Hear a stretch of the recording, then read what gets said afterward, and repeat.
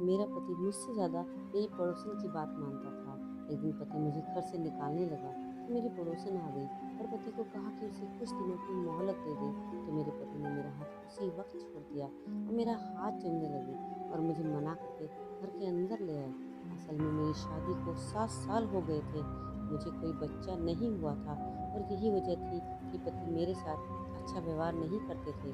फिर एक दिन पड़ोसन ने अपना बच्चा मेरी झोली में डाल दिया और बोली, उसे अपना बच्चा समझना।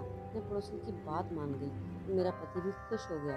उसी रात पड़ोसन घर छोड़कर भाग गई। मुझे बहुत आश्चर्य हुआ, लेकिन जैसे जैसे वो बच्चा बड़ा होता जा रहा था, मेरा डर से बुरा हाल था, क्योंकि ये बात मेरे अलावा कोई नहीं जानता था कि वह बच्चा तो कविता, मुझे लगता है अब मुझे दूसरी शादी कर लेनी चाहिए। तुम तो जानती ही हो कि पिछले 7 साल से मैं तुम्हारे लिए अपनी मम्मी के सामने नहीं जाता हूँ। मम्मी मुझसे बहुत नाराज़ है, मगर अब मेरी हिम्मत जवाब देने लगी है।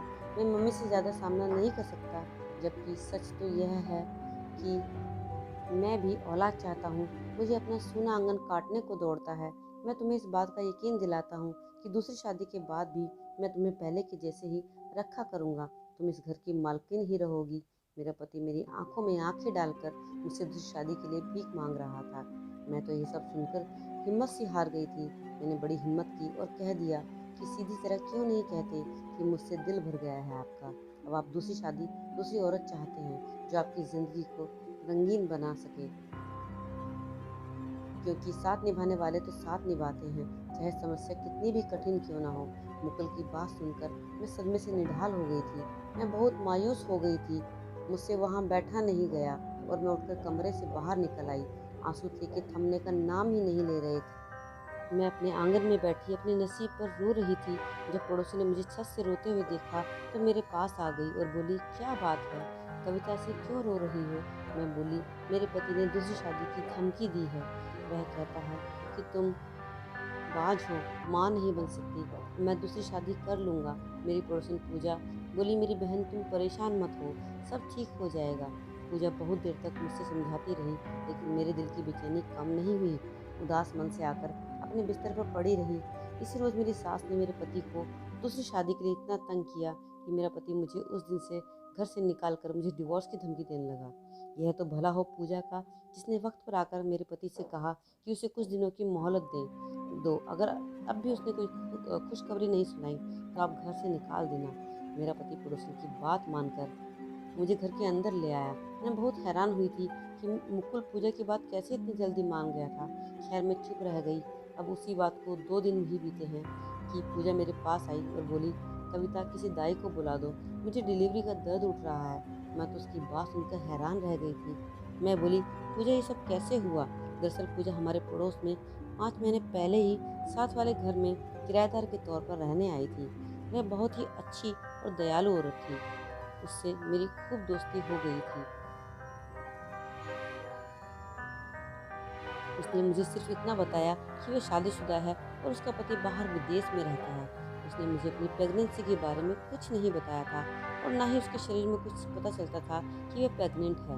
अब पूजा ने अचानक दाई को बुलाने के लिए कह दिया तो मैं सोच में पड़ गई थी। मैं उसकी बात सुनकर बौखला गई थी कि मैं दाई का कहाँ से इंतजाम करूँ। जल्दी जल्दी भाग कर बाहर निकली और अपनी एक पड़ोसन के घर चली गई। दाई का नंबर था, उसने कॉल करके दाई को बुला लिया था। दाई पूजा के कमरे में चली गई, जबकि मैं बाहर बैठी उसके लिए प्रार्थनाएं कर रही थी। करीब 2 घंटे के बाद दाई कमरे से बाहर आई और बहुत खुशी से बोली, पूजा ने एक बेटी को जन्म दिया है। मैं खुशी खुशी इस बच्चे को देखने गई। बहुत ही प्यारी बच्ची थी। तभी पूजा ने अपनी बच्ची मेरी गोद में डाल दी और बोली, बहन इस बच्ची को आज से अपनी बेटी समझो, उसको अपने पति की गोद में डाल दो और बता दो कि तुमने उसे गोद लिया है। फिर वो तो शादी करने का सोचेगा भी नहीं और फिर मेरी बात भी पूरी हो जाएगी। मैंने पूछा, पूजा कौन सी बात? तब वह बोली कि देखो तुम औलाद पैदा नहीं कर सकती हो, मेरे कहने पर ही तुम्हारे पति ने तुम्हें कुछ दिनों की मोहलत दी है। अगर मेरी बात पूरी ना हुई तो मुकुल तुम्हें डिवोर्स दे देगा और मैं यूं तुम्हारा घर उजड़ते हुए नहीं देख सकती। मैं पूजा की बात सुनकर बहुत खुश हो गई, मगर मैं बोली, पूजा ऐसे कैसे हो सकता है? क्या तुम्हारे पति ने इस बच्ची को देने से रोका नहीं? क्या तुम्हारे पति ने इस बच्ची को देने से रोका नहीं? पूजा बोली, ममता तुम इस बात की फिक्र मत करो, मैं अपने पति से कह दूंगी कि बच्ची पैदा होते ही मर गई थी।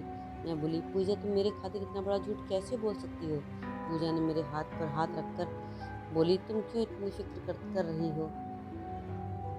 दरअसल बात यह है कि मैं अभी बच्चे की जिम्मेदारी उठाने के लिए तैयार नहीं हूँ। खुद तो मेरा पति विदेश चला गया है, मैं क्यों उसके लिए खुद को इतनी परेशानी में डालूंगी। मैं चुप कर गई थी, लेकिन मुझे लगता था जैसे पूजा मुझसे झूठ बोल रही है। वह जानबूझकर उस बच्ची से जान छुड़ाना चाहती थी। खैर, मैंने खुशी खुशी उस बच्ची को ले लिया। अगर उसको कदर नहीं थी तो क्या हुआ, मेरी ममता तो प्यासी थी और उस बच्ची को देखकर मेरा ममता छलक पड़ी। मैं उस बच्ची को गोद में भरकर घर लेकर आ गई और बोली, यह देखो मुकुल, हमारी बेटी। मेरी बात सुनकर वो बहुत हैरान हुआ था। वह बोला, हमारी बेटी कैसे? मैंने मुकुल को पूजा की सारी बात बता दी तो वह बहुत खुश हो गया और बोला, बहुत बहुत मुबारक हो कविता, तुम माँ बन गई हो और मैं बाप बन गया हूँ। भगवान की कृपा है जो उसने मुझे बच्चा दे दिया है। अब मुझे दूसरी शादी की कोई ज़रूरत नहीं है। मुकुल के मुंह से यह सब सुनकर मेरी खुशी का कोई ठिकाना नहीं रहा। मेरी आंखों में आंसू आ गए। मेरा घर उजड़ने से बच गया। मेरा पैर मुझसे जुदा होते होते बच गया। मैं उस बच्ची का माथा चूमने लगी। उसकी वजह से मैं अपने पति के साथ रह सकती थी। पूजा ने मुझसे कहा था कि मैं उस बच्ची को दूध नहीं पिलाऊंगी, तुम उसके लिए दूध के लिए डिब्बे का इंतजाम कर लेना। मैंने जल्दी जल्दी मुकुल को बाहर भेजकर दूध का डिब्बा मंगवा लिया। मुकुल भी मेरा हर काम भाग भाग कर रहा था। शाम तक सब कुछ बहुत अच्छा रहा, मगर जैसे ही रात हुई बच्ची ने रोना शुरू कर दिया। मैं कभी उसको दूध देती तो कभी उसके कंधे पर लेकर घूमती। मुकुल भी मेरे साथ साथ ही था। वह कोशिश कर रहा था कि बच्ची किसी तरह चुप हो जाए। 2 घंटे ऐसे ही बीत गए। अब मुकुल बोला, मेरी मानो तो उस बच्ची को उसकी माँ के पास ले चलो, वह अपनी माँ की खुशबू सूंघ लेगी तो उसको चैन आ जाएगा। उसी वक्त मैंने गुस्से से मुकुल की तरफ देखा और बोली, क्यों, एक ही रात में आप उस बच्ची से तंग आ गए हो क्या, जो मुझे कह रहे हो कि उसकी माँ के पास ले जाओ? मुकुल बोला, नहीं नहीं, मेरा यह मतलब नहीं है। तुम 2 घड़ी लेकर तो जाओ उसकी माँ के पास, जब वह सो जाए तो वापस ले आना। मैं भी बच्ची की रोने की वजह से बड़ी घबरा गई थी, इसलिए बच्ची को लेकर पड़ोसी के घर चली गई। उसके घर में हर तरफ अंधेरा ही अंधेरा था। मुझे पता नहीं था कि बेचारी जल्दी सो गई होगी, इसलिए धीरे से उसके कमरे में दरवाज़ा खोला तो ये देखकर हैरान रह गई कि वह तो खाली था। मैंने जल्दी से बच्ची को बेड पर लेटाया और बाथरूम चेक किया और वह भी खाली था। मैं बहुत हैरान थी कि रात के इस समय आखिर पूजा कहाँ जा सकती है। मैं यही सोचकर बहुत परेशान हो रही थी। तब मेरी नज़र साइड टेबल पर रखे कागज पर गई। मैंने जल्दी से वह कागज खोलकर देखा तो उस पर लिखा था, प्यारी कविता, मैं आज तुम्हें अपनी ज़िंदगी का सबसे बड़ा राज बताने जा रही हूँ। दरअसल मेरी बच्ची नाजायज़ है। उसके बाप का तो पता ही नहीं है कि मेरी कोख में कोई बच्चा पल रहा है। अगर उसे पता हो जाता तो वो मुझे फ़ौरन डिवोर्स दे देता और यूँ मेरा घर उजड़ जाता। तुम बच्चे के लिए तरस रही थी, इसलिए ये मैं तुम्हें दे आई हूँ और खुद बहुत दूर जा रही हूँ। मेरी बच्ची जब बड़ी होगी तब तुम्हें उसके बाद एक और राज भी मालूम हो जाएगा। तब तुम्हें मुझसे बहुत शिकायतें होंगी, मगर मैं अभी से तुमसे माफ़ी मांग रही हूँ। मुझे माफ़ कर देना। मैं तो खत पढ़कर बिल्कुल दंग रह गई थी। पूजा शक्ल से इतनी शरीफ लगती थी, वह कैसे इतना गलत काम कर सकती थी, और फिर वह अपनी नाजायज़ औलाद मेरी गोद में डाल गई थी। यह बात सच है कि मुझे बच्चे की ज़रूरत थी, मगर नाजायज़ बच्चे की नहीं। मैं तो कब से मुकुल से कह रही थी कि हम बच्चा गोद ले लेते हैं। तब मुकुल ने मेरी इस बात को बहुत बुरा माना था और बोला, कविता, आज तो तुमने यह बात कर ली है, मैं दोबारा तुम्हारे मुंह से ये बात ना सुनूं। मुझे किसी ऐसे बच्चे को गोद नहीं लेना जिसके बाप का ही पता ना हो। तब मैंने मुकुल को समझाते हुए कहा था कि हम अपने जान पहचान वालों से बच्चा गोद ले लेंगे। तब मुकुल इस बात के लिए राजी हो गया था, मगर आज जब पूजा ने अपनी बेटी मुझे दे दी थी तो मुकुल ने मना नहीं किया था, क्योंकि पूजा उनकी देखी वाली औरत थी और उसके करैक्टर पर उन्हें किसी भी तरह का कोई शक नहीं था। बच्ची अब सो चुकी थी और मैं भारी दिल के साथ अपने घर आ गई।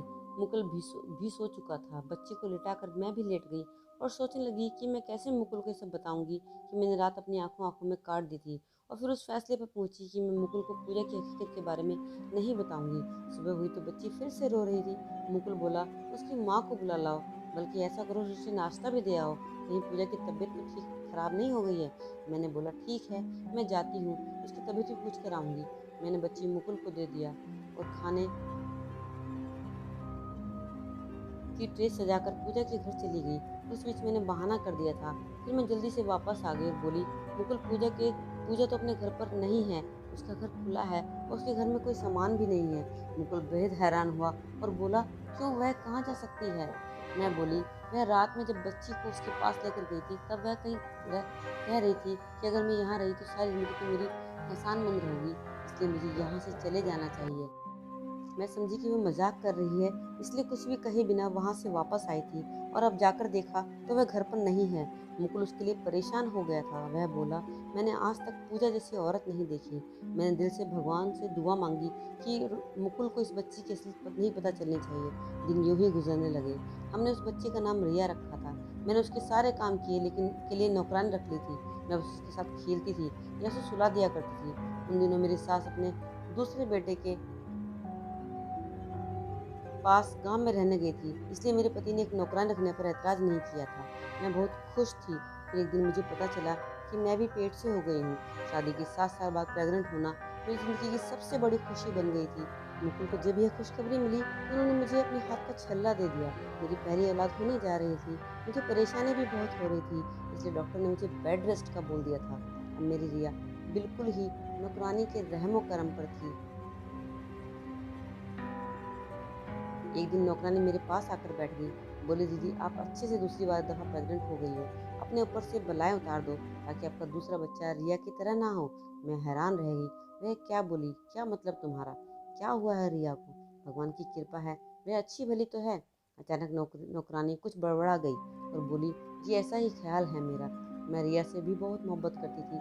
मुकुल भी इस पर अपनी जान छिड़कता था, क्योंकि वह हमारी पहली औलाद थी। इस बार भगवान ने मुझ पर कृपा की थी। मुझे माँ बनने का सौभाग्य मिला था, लेकिन रिया के लिए मेरी मोहब्बत कम नहीं हुई थी। धीरे धीरे समय गुजरता गया। भगवान ने मुझे बेटा दिया था। मेरा परिवार पूरा हो गया था, एक बेटा और एक बेटी। मैं बहुत खुश थी। कुछ ही दिनों में मैंने घर की सारी जिम्मेवारियाँ खुद पर ले ली थी। मैंने मुकुल से कह दिया था कि मुझे एक और नौकरानी की ज़रूरत है। खैर से 2 बच्चे हो गए हैं, अब काम नहीं किया जाता। रिया को तो अब भी नौकरानी ही संभालती थी। अब रिया 2 साल की होने वाली थी और इतनी शरारती थी कि कोई हद नहीं। मजाल है वह अगर एक जगह टिक कर बैठी हो। असल परेशानी तो तब मुझे हुई जब नौकरानी का पति मर गया। उस पर गमों का पहाड़ टूट पड़ा था और वह काम छोड़कर चली गई। मुझ पर इतनी जिम्मेवारियां हो गई थी, सर खुजाने की भी फुर्सत नहीं मिलती थी। 2 बच्चे और घर के काम। अब तो मेरी मुकुल से लड़ाई भी होने लगी थी, क्योंकि वह नौकरानी ढूंढने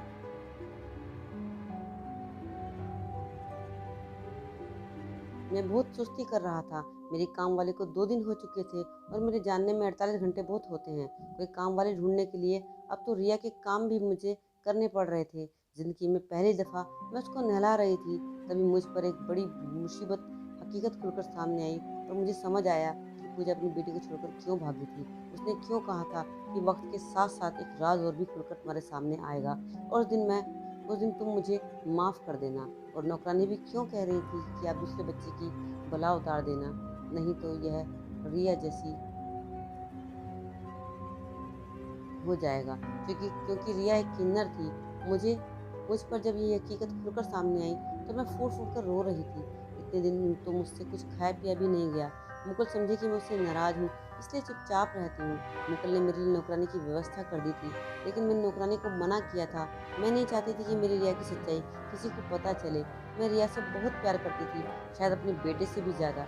मुझे रिया प्यारी थी, क्योंकि रिया ने मेरे अंदर की ममता को शांत किया था। रिया की वजह से ही मेरा घर टूटने से बच पाया था। रिया ही मेरी ज़िंदगी में खुशियाँ लेकर आई थी। धीरे धीरे मैंने दुखों के आगे घुटने टेक दिए। मैं अपने दोनों बच्चों की परवरिश में लग गई। बच्चे बड़े हो रहे थे। रिया सुंदर तो पहले से ही थी, लेकिन जैसे जैसे बड़ी हो रही थी उसकी सुंदरता और भी ज़्यादा बढ़ती जा रही थी। मेरा बेटा निखिल अपनी बहन से बहुत नफरत करता था। उसे देखकर मेरा दिल बहुत टूटता था। मैं निखिल को समझाती थी तो वह कहता था कि वो बहुत अजीब है, अजीब अजीब हरकतें करती है। निखिल की ये बात सुनकर मैं बहुत रोती थी। मैंने निखिल को समझाया था कि निखिल ऐसा इसलिए है क्योंकि वो भी कुछ बीमार है, धीरे धीरे ठीक हो जाएगी। लेकिन निखिल तुम मुझसे वादा करो, तुम अपनी बहन को कभी तंग नहीं करोगे, उसका हमेशा ध्यान रखोगे। मुझे इस तरह रोता देखकर निखिल बहुत परेशान हो गया था। उसने मुझे चुप कराया और मुझसे वादा किया कि वो रिया का ध्यान रखेगा, उसे हमेशा खुश रखेगा। निखिल की तरफ से मैं संतुष्ट थी, लेकिन रिया को लेकर मैं बहुत परेशान थी, क्योंकि वो जैसे जैसे बड़ी हो रही थी उसके अंदर बगावत भरने लगी थी। उसने 10वीं पास कर लिया था। वो अपने बारे में सब कुछ जानने और समझने लगी थी। एक दिन वो रोते हुए मेरे पास आई और बोली, ये आपने अच्छा नहीं किया, आपने क्यों मेरी पहचान छिपाई? मुझे किसी से भी छुपने की ज़रूरत नहीं है। मुझे भगवान ने जैसे बनाया है, मुझे उसी से पहचान के से जीना है। रिया को इस तरह रोता हुआ देखकर मैं भी तड़प रही थी। मैंने उसे अपने सीने से लगा लिया। धीरे धीरे रिया का व्यवहार रूटीन में आने लगा था। एक दिन मुकुल बहुत ही गुस्से से घर से और रिया पर थप्पड़ों की बारिश कर दी। मैंने जैसे तैसे रिया को बचाया था। मैंने मुकुल से रिया को मारने की वजह पूछी तो मुकुल ने गुस्से से अपना फ़ोन मेरी तरफ बढ़ा दिया। मुकुल के व्हाट्सएप पर किसी ने एक वीडियो डाली थी जिसमें रिया डांस कर रही थी। रिया ने अपना सोशल मीडिया पर अकाउंट बनाया हुआ था और उस पर यह लिख दिया था कि मैं किन्नर हूँ। फ़ोन हाथ में पकड़े हुए मैं दीवार के सहारे खड़ी हुई थी। मुकुल एक बार फिर रिया की तरफ गुस्से से बढ़े थे और चीखते हुए कहा था, इस शब्द का तुम्हें मतलब भी पता है? इस शब्द का लिखना मुकुल रिया का बचपना समझ रहे थे। और तभी आगे बढ़कर मैंने मुकुल से कहा, मुकुल यह सच है, हमारी रिया सचमुच में किन्नर है। यह बात सुनते ही मुकुल के चेहरे पर मौत का सन्नाटा फैल गया। उन्हें शायद मेरी बात का विश्वास नहीं हो रहा था। मुझे देर तक वह कुछ नहीं बोल पाए। जब बोलने की हालत में हुए बस इतना मुंह से निकला, कविता तुम ये क्या कह रही हो? कह दो कि ये झूठ है। नहीं मुकुल, ये सच है, जो मैं कह रही हूँ बिल्कुल सच है। तभी रिया बोली, पापा जब मुझे भगवान ने ऐसा बनाया है तो मुझे इस बात पर कोई शर्म नहीं है। अगर आप लोगों को इस बात पर शर्म आती है तो मुझे मेरे जैसे लोगों के पास भेज दीजिए। मैं अपनी पहचान खुद बनाऊंगी, लेकिन अब मैं छुप छुप कर नहीं रहूंगी। नहीं रहना मुझे आप लोगों के साथ। इतना सुनते ही मुकुल गुस्से में तमतमा गए और रिया का हाथ पकड़कर उसे घर से निकाल दिया। ठीक है, जैसी तुम्हारी मर्जी वैसा करो, आज से तुम हमारे लिए मर गई हो। यह कहकर मुकुल ने अंदर से दरवाज़ा बंद कर लिया। मैं रोती रही, चीखती चिल्लाती रही, पर मुकुल ने मेरी बात नहीं सुनी। मैंने दरवाज़ा खोला। मैंने मुकुल से कहा, मैं भी रिया के साथ जाऊंगी। अभी मैंने पैर दरवाजे के बाहर ही निकाला था कि मुकुल ने कहा, अगर तुम रिया के साथ गई तो मैं तुम्हें तलाक दे दूंगा। मुकुल के शब्द सुनते ही मेरे पैर के अंदर से के लिए पैर के तरह जमीन निकल गई और भागते अपने कमरे में आई और बेड पर गिरकर रोने लगी। मेरे पीछे पीछे निखिल भी रोता हुआ आया था। कहने लगा, मम्मी रिया मेरी बहन है, मैं उसे अकेले नहीं छोड़ सकता। लेकिन मुकुल ने निखिल को भी नहीं जाने दिया। धीरे धीरे रात गहराती जा रही थी, लेकिन मेरी आंखों में नींद नहीं थी। मैंने महसूस किया कि जैसे मुकुल बेचैन थे। कुछ भी कहो, आखिर रिया को उन्होंने अपनी बेटी की तरह पाला था। पहली औलाद थी रिया उनकी। जैसे तैसे रात कटी, सुबह हुई। बेमन से मैं घर से काम कर रही थी, तभी दरवाजे पर किसी ने दस्तक दी। मैंने दरवाज़ा खोला तो सामने रिया खड़ी थी। मुझे सामने देखकर वह मुझसे लिपट कर रोने लगी। रोते हुए कहने लगी, मम्मी मुझे घर से दूर मत करें, मैं इस घर से दूर होकर मैं मर जाऊंगी। मैं आप लोगों के बिना नहीं रह सकती। रिया को इतनी खराब और बदतर हालत में देखकर मेरा दिल धक से रह गया था। मैं रिया को अंदर लेकर आई, उसे पानी पिलाया और उसे पूछा, क्या हुआ, तुम सब ठीक तो है ना? रिया ने रोते हुए बताया कि मम्मी मैं घर से गुस्से से निकल गई थी, यह सोचकर कि मैं अपने जैसे लोगों के साथ रहूंगी, आप लोगों के साथ नहीं रहूंगी। अभी मैं कुछ दूर ही गई थी कि कुछ लड़कों ने मुझे पकड़कर अपनी गाड़ी में डाल लिया और एक ढाबे पर ले गए। उन लड़कों के इरादे अच्छे नहीं थे। इससे पहले कि वो मेरे करीब आते, कुछ लोगों का एक समूह उस ढाबे पर आया। उन लोगों ने जब उन लड़कों को मेरे साथ जबरदस्ती करते देखा तो उन्होंने मुझे बचा लिया। बाद में पता चला कि वह गिरोह किन्नर लोगों का था। फिर रात में लोगों ने मुझसे अपने पास ही रखा। बोले जब सुबह हो जाए तो अपने घर चली जाना। उस एक रात में मैंने उन लोगों के दर्द को समझा था। वह जो कुछ भी करते हैं अपनी मर्जी से नहीं करते, क्योंकि उनकी मजबूरी होती है। फिर मैंने सोचा, हम लोग भी तो हैं, और लोगों की तरह ही हमारा दिमाग नॉर्मल लोगों से अलग थोड़ी है, हम भी कुछ कर सकते हैं। फिर मैंने अपने मन में इरादा किया कि मैं पढ़ूंगी, लिखूंगी और अपना करियर बनाऊंगी, अपनी खुद की पहचान बनाऊंगी। बस मम्मी आप और पापा मुझे माफ़ कर दो। मैं अपने पास अपनी ममता की छाव में रखूं। मैं तुम्हें माफ़ कर दिया है रिया। पीछे स्कूल से मुकुल की आवाज़ आई तो हम दोनों ही चौंक गए। पता नहीं मुकुल कब से खड़े हमारी बातें सुन रहे थे। रिया मुकुल के सीने से लगकर ब्लैक ब्लैक कर रोने लगी। उसे चुप कराया। उसके सर पर हाथ फेरते हुए कहा, रात में कुछ ज़्यादा ही गुस्से से आ गया था, प्लीज़ मुझे माफ़ कर दो। मुझे तुम्हारे साथ ऐसा नहीं करना चाहिए था, मैं प्यार से समझाना चाहिए था। दोनों बाप बेटी मिलन से मेरी आंखों में आंसू आ गए। फिर रिया अपनी पढ़ाई में दिलो जान से जुट गई। रिया ने अपना सोशल मीडिया अकाउंट डिलीट कर दिया और अपने सपने को पूरा करने में लग गई। उसका सपना था डॉक्टर बनना। इस बीच हमें लोगों की कई बातें सुननी पड़ी। रिया ने हिम्मत नहीं हारी, लेकिन मुकुल और मेरे हौसला होने पर आगे बढ़ती गई। और आज मेरी रिया एक बहुत ही कामयाब डॉक्टर है। भगवान ने उसके हाथों में जादू दे रखा है, जिसमें मरीज अपने पर रखते ही हंसता खेलता अपने घर वापस आता है। दोनों भाई बहन ने मिलकर एक एनजीओ खोला है, जिसमें उन्होंने किन्नर बच्चों की पढ़ाई लिखाई, उनके पालन पोषण का जिम्मा उठाया। जो लोग पहले रिया को लेकर इस तरह की बातें बनाते थे, अब उनके मुंह बंद हो चुके थे। दूर दूर तक मेरी रिया का नाम था। जब भी रिया को देखती हूँ तो मेरा सर गर्व से ऊंचा हो जाता है। दोस्तों, ये कहानी आपको कैसी लगी कमेंट करके जरूर बताइएगा। पसंद आई हो तो प्लीज लाइक करें, शेयर करें, चैनल को सब्सक्राइब करें। मिलते हैं दोस्तों किसी नई कहानी में।